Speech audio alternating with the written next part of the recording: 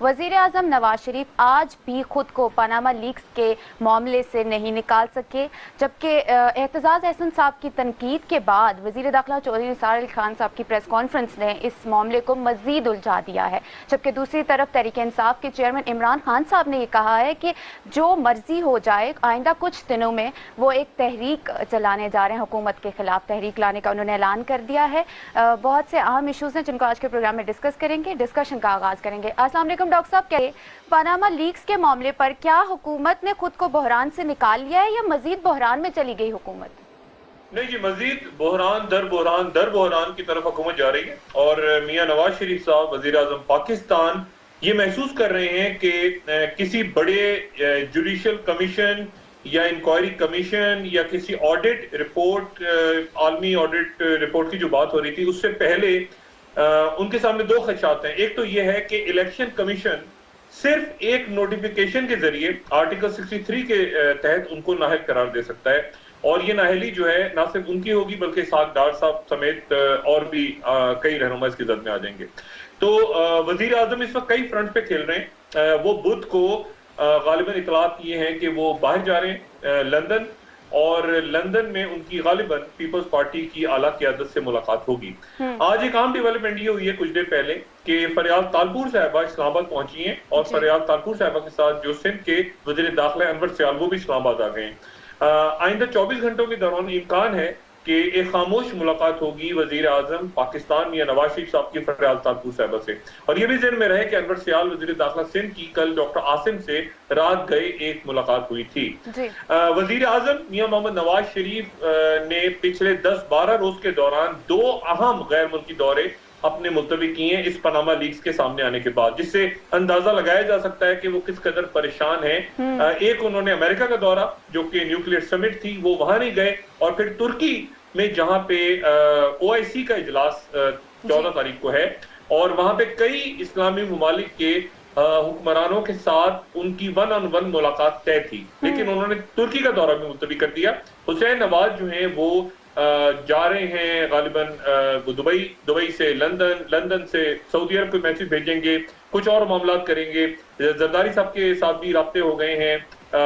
लेकिन आने वाले दिनों में ये पनामा लीक जो हैं ये 1300 से 1800 जो कहा जा रहा है, जो बयान हो रहा है 1300 से 1800, इसमें मजीद नाम आ रहे हैं, 200 शख्सियात के नाम आए हैं, और उसके बाद कई शख्सियात नाअहल करार पा सकती हैं। और एक बात जो मियां नवाज शरीफ साहब के सामने इस वक्त काफी अहमियत के हामिल है, वो ये कि शहबाज शरीफ साहब की तरफ से मुकम्मल खामोशी है। तहमीना दुरानी साहबा का जो ट्वीट था, उसके बाद जो मैंने तबसरा किया था, मैं उस पर बिल्कुल कायम हूँ। 2-3 ऑप्शंस मियां नवाज शरीफ ने डिस्कस किए हैं अपने करीबी साथियों के साथ कि अगर किसी तरह से उनको डिस्क्वालीफाई कर दिया जाता है आर्टिकल 63 के तहत, किसी इंक्वायरी कमीशन या किसी जुडिशियल कमीशन के बगैर, तो उस सूरत में क्या होगा। यहां तक मुझे कुछ बाखबर लोगों ने बात की कि एक और खिताब आने वाले दिनों में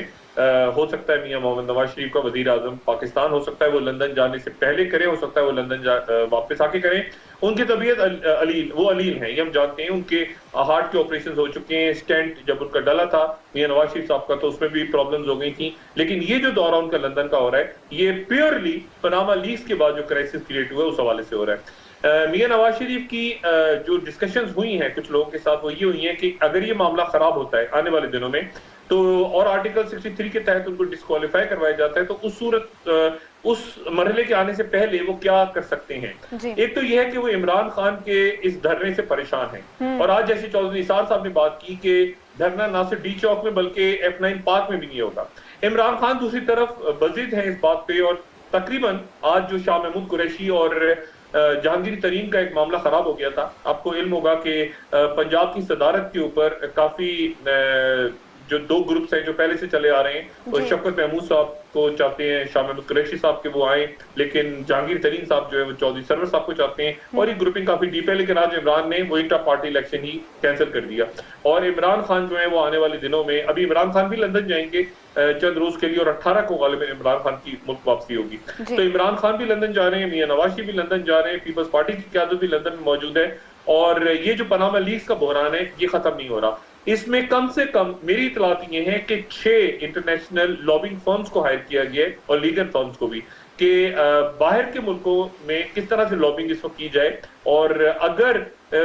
बाहर के मुल्क यानी खलीजी रियासतें और बरतानिया, अगर वहां पर ये दबाव बढ़ रहा है कि अगर उनके मुल्क से मनी लॉन्ड्रिंग हुई है, आपको याद होगा चंद रोज पहले एनकेएम की क़यादत के हवाले से सवाल उठा था कि मनी लॉन्ड्रिंग पाकिस्तान में हुई है या बरतानिया में, कहां पे? अगर ये मनी लॉन्ड्रिंग साबित होता है कि ये खलीजी रियासत में हुई है या बरतानिया में हुई है या सऊदी अरेबिया से पैसा गया है, किस अंदाज में किया है, अगर बात मान ली जाए मियां नवाज शरीफ साहब के और उनके अहले खाना की, तो फिर भी ये मनी लॉन्ड्रिंग के जुमरे में भी आता है और असासे छुपाने के जुमरे में भी आता है कि उन्होंने 2013 और उससे पहले के इलेक्शंस में अपने खानदान के असासे जाहिर नहीं किए, डिक्लेयर नहीं किए। पीपल्स पार्टी की क़यादत जो है उनकी भी सारे ऑफशोर कंपनीज हैं, जो आज चौधरी निसार साहब ने उनको धमकी लगाई, और उसके बाद रहमान मलिक साहब की तरफ से ये बात इंपॉर्टेंट है कि वजीर आजम का इस्तीफा अब नहीं मांग रही पीपल्स पार्टी। और इसी दौरान फरियाद तारकुर साहिबा और अनवर सियाद साहब की मुलाकात क्या होती है, क्या गुफ्तगू होती है मियां नवाज शरीफ साहब से पसे पर्दा। एक बात है कि शरीफ फैमिली, मियां नवाज शरीफ इस वक्त शदीद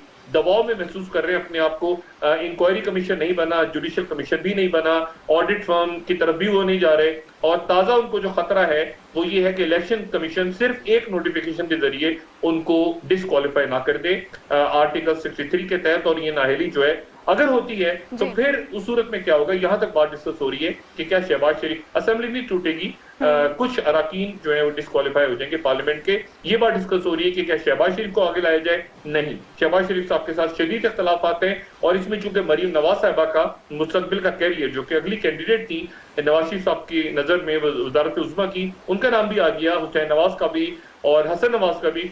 तो परेशानी ये है कि शहबाज शरीफ को तो आगे नहीं लाया जाएगा, फिर किसको लाया जाएगा? क्या चौधरी निसार को लाया जाएगा? उसके ऊपर भी काफी तनाज़े। लेकिन आज आपने देखा होगा कि चौधरी निसार साहब ने काफी ज्यादा साइड ली है नवाज शरीफ साहब की, ये गालिबन। लेकिन अंदर जो दबाव है ख्वाजा आसिफ साहब का, बाकी लोगों का, क्योंकि उनको ये इस बात का यकीन है, ख्वाजा आसिफ साहब और बाकी जो वज़रा हैं, आम वज़रा, उनको इस बात का यकीन है कि उनके खिलाफ जो करप्शन के केसेस खोले हैं नैब ने पिछले चंद रोज में, जो कि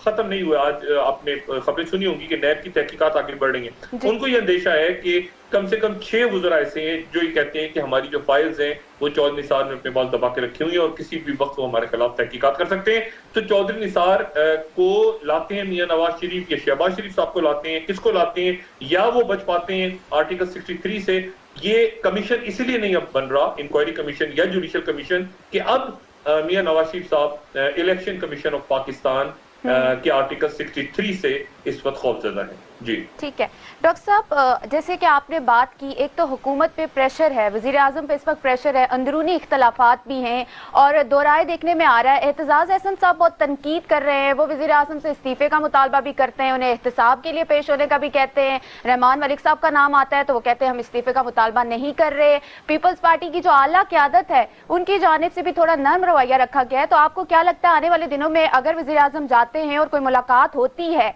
तो क्या मामलात मुफाहमत की तरफ जाएंगे या फिर प्रेशर मजीद बढ़ ही जाएगा? देखिए, ये बात आप ध्यान में रखें कि पीपल्स पार्टी की जो क़यादत है, जो अहम रहनुमा है पीपल्स पार्टी के, वो कुछ अर्से पहले उन्होंने ये सजेस्ट किया था जरदारी साहब को, जब दुबई में जरदारी साहब थे, कि पार्टी के बहुत सारे मामला जो हैं वो बिलावल के सुपुर्द कर दिए जाएं। ये मशवरा रजा रब्बानी साहब की तरफ से भी गया था, कायरा साहब की तरफ से भी गया था, गालिबन एतजाज अहसन साहब की तरफ से भी गया था, कई रहनुमाओं की तरफ से गया था कि जो पीपल्स पार्टी की पंजाब के अंदर सूरत हाल है और बाकी जगहों पे पीपल्स पार्टी का जो कारकुन है वो बिलावल के साथ अपने आप को, बिलावल भुट्टो जरदारी के साथ ज्यादा अपने आप को एफिलिएट करता है और डॉक्टर आसिम या बाकी शख्सियत के साथ नहीं करता। जरदारी साहब ने कुछ हद तक वो बात मानी थी, कुछ हद तक नहीं मानी थी, लेकिन उसके बाद मामला खत्म नहीं हुए। वो जो तलखी एस्टेब्लिशमेंट के साथ थी और विद इन पार्टी थी, अगर आप देखें तो एतजाज अहसन साहब बहुत खुल के बात कर रहे हैं। ज़ाहिर है एतजाज अहसन साहब के ऊपर और बहुत सारे इल्जाम लगाए जा सकते हैं, लेकिन उनकी ऑफशोर कंपनी नहीं है। इसी तरह से कायरा साहब हुए या बाकी शख्सियत बहुत सी हुई, उनकी ऑफशोर कंपनीज नहीं है। तो वो जो खुल के जो भी लोग खुल के बात कर रहे हैं इस वक्त मियां नवाज शरीफ साहब के खिलाफ, उनको इस बात का यकीन है कि उनके ऊपर कोई एज सच बड़े करप्शन के इल्जाम नहीं आएंगे। ऑल्दो कि आज चौधरी निसार ने कहा है कि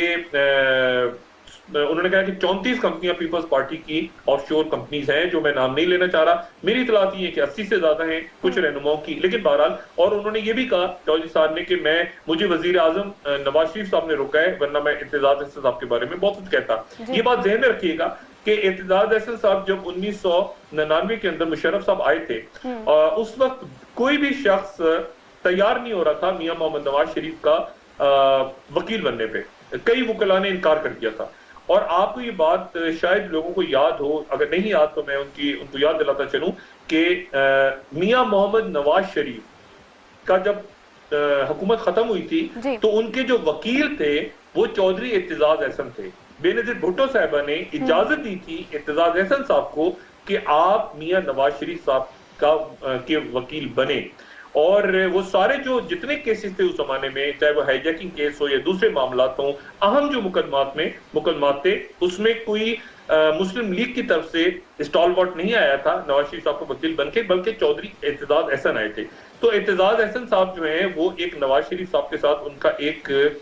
बहुत क्रिटिकल टाइम पे एक ताल्लुक रहा है मुवक्किल और वकील वाला। लेकिन इस वक्त इत्तेजाज अहसन खुल के बात कर रहे हैं, और उनका चौधरी निसार साहब का हमें पता है पार्लियामेंट के अंदर झगड़ा और झगड़े की बहुत गहरी रूट्स हैं, वो और मसाइल हैं, वो मैं डिस्कस नहीं करना चाह रहा। लेकिन चौधरी निसार और इत्तेजाज अहसन ने हेड ऑन लिया एक दूसरे को, और अब बात ये डिस्कस हो रही है कि मियां नवाज शरीफ अगर उनको स्टेप डाउन करना पड़ता है या वो डिस्क्वालीफाई होते हैं तो असेंबली का क्या फ्यूचर होगा, क्या इन हाउस चेंज आ जाएगा, किस शख्स को लाया जाएगा, कैसे किया जाएगा, इस वक्त मेरा ख्याल है मामला। और इसीलिए आप देखेंगे judicial commission, inquiry commission, audit report, ये सारा साइड पे चला गया। अब इस पे ना कोई डिस्कस कर रहा है और ना ही मेरे ख्याल से करना चाहिए। बात अब इससे बहुत आगे चली गई है। ठीक है डॉक्टर साहब, तहरीके इंसाफ ने जैसे इमरान खान साहब ने कहा है कि वो रायविंड तक इस्तीफा घेराव करेंगे, वहां जाएंगे, वहां धरना देंगे। हुकूमत की जानिब से तो फिलहाल जो रिस्पॉन्स दिया गया है वो यही है कि अगर बात हल हो जाए बैठ के तो वो बेहतर है, मामलात इस तरफ ना ही जाएं। लेकिन आपको क्या लग रहा है, क्योंकि सियासी राब्तों का भी आगाज कर दिया गया है, अब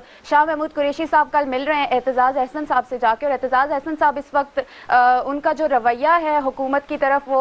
जाहिर है सबके सामने ही है, और उन्होंने ये भी कहा है कि धरने के बाद बहुत गुरूर आ गया वफाकी वुज़रा में। तो आप क्या देख रहे हैं, तहरीक इंसाफ का ये जो धरना है ये किस हद तक कामयाब होगा, ये प्लानिंग किस हद तक कामयाब होगी? देखिए इत्तेजाज अहसन बड़े क्लियर हैं, जैसे मैंने आपसे पहले कहा ना, बहुत क्लैरिटी के साथ इत्तेजाज अहसन सामने आ रहे हैं और बड़े लीगल नुकात उठा रहे हैं। मैं नहीं जानता कि हुकूमत का कौन सा वजीर ऐसा है, और ना मेरे इल्म में है और ना मैं उसके ऊपर अपनी एनर्जी ज्यादा जाहिर करना चाहता हूँ कि कौन सा वजीर या कौन सा है। मैंने देखिए वो दौर चला गया जब दानियाल अजीज साहब वजीर बन जाते, और बाकी अब वो चला गया, वो लेट हो गए, और 2-2.5 साल तक वजारत नहीं मिली। मेरे ख्याल से दानियाल अजीज साहब की जो इज्जत है वो उसमें उनके वालिद साहब का बहुत बड़ा किरदार है। बहुत जबरदस्त उनके वालिद जो हैं वो एक सियासी शख्सियत रहे हैं। उनको थोड़ा सा दानियाल अजीज साहब को बाकी शख्सियत को ख्याल करना चाहिए, अपना नहीं तो अपने खानदान का ख्याल करें। मेरा ख्याल है कि कोई भी शख्स इस वक्त मीडिया पे आके उनको डिफेंड नहीं कर पा रहा, और डिफेंड जब वो करने लगते हैं और धमकियां और चैलेंज और ये वो सारा गालिबन वो ग्राउंड रियलिटी से काफी डिस्कनेक्ट हो चुके हैं ये तमाम लोग। अंदर जो पीछे जो मामलात हैं वो मियां नवाज शरीफ साहब खुद समझ रहे हैं, शहबाज शरीफ साहब समझ रहे हैं, शरीफ खानदान समझ रहा है, जरदारी साहब समझ रहे हैं, बाकी लोग जो समझ, दानियाल अजीज साहब या बाकी बुजुर्ग जिनको टीवी पे बैठ के गालियां वाली देने की ड्यूटी लगाई हुई है, वो मेरे ख्याल से वो डिस्कनेक्ट हो गए हैं। वो बस सुबह अपनी हाजिरी लगाते हैं, शाम को जाके रिपोर्ट देख लें, फिर उम्मीद करते हैं कि शायद वजारत का कोई हलफ उठा लें। लेकिन मेरे ख्याल से इट्स टू लेट, बात बहुत आगे चली गई है। और बात जो है वो, जैसे मैंने आपसे पहले कहा कि अब कमीशन ऑफिसर से बात हटके ये आर्टिकल 63 का मसला आ गया है। क्या अगर ये साबित हो जाता है, और जो कि साबित हो रहा है, देखिए एक बात लोग नहीं समझ पा रहे, तहकीकात की जरूरत नहीं है। ये जो डॉक्यूमेंट्स आई हैं ये तहकीकात के बाद आई हैं, यानी ये गलत डॉक्यूमेंट्स नहीं है। तहकीकात होने के बाद वर्ल्ड बैंक, यूनाइटेड नेशन, दुनिया भर के अदारे, ये तहकीकात हो चुकी हैं। सिर्फ साबित ये करना है, अगर ये कमीशन बनेगा तो साबित ये करना है कि पैसा कहां से गया, और पैसा अगर आप उसको जाहिर नहीं कर पाते, शरीफ फैमिली के लोग या बाकी तमाम लोग, मैं क्रॉस द बोर्ड बात कर रहा हूँ, ये 200-250 जितने भी नाम है और जो आने वाले हैं, इनको साबित अगर ये नहीं कर पाते कि पैसा किसी लीगल चैनल से गया है या नहीं गया, तो ये इस वक्त कानून की जद में आते हैं। और ये जो नैब के रेफरेंसेस हैं, मेगा करप्शन केसेस में जो रिपोर्ट तैयार हो रही है और जो सबमिट हो रही है और जो पेपर तैयार हो गए हैं, उसमें मियां नवाज शरीफ साहब जो सुप्रीम कोर्ट में जाने वाली है, मैं बार बार बात कहता रहता हूं, उसके अंदर मियां नवाज शरीफ साहब पे तहकीकात जारी है, नैब ये कह रहा है। शहबाज शरीफ साहब पे तहकीकात जारी है, इसहाक डार साहब पे तहकीकात जारी है, खत्म नहीं हुए सारे केस। अगर मैं उस वक्त लफ्ज़ इस्तेमाल नहीं करना चाह रहा, लेकिन अगर आप कानून के डिक्शनरी में देखें इसको, तो एक तरह से इल्जाम लगा हुआ है, मुल्जिम है, उनसे साबित नहीं हुआ लेकिन मुल्जिम है, वो क्लैरिफाई कर रहे हैं। और वो मेगा करप्शन की केसेस साइड पे चले गए, वो अपनी जगह चल रहे हैं और एक परेशानी हिजान का सबब है। लेकिन ये जो मामला है पनामा लीक्स वाला, जैसे मैंने पहले कहा, इन पे तहकीकात हो चुकी हैं।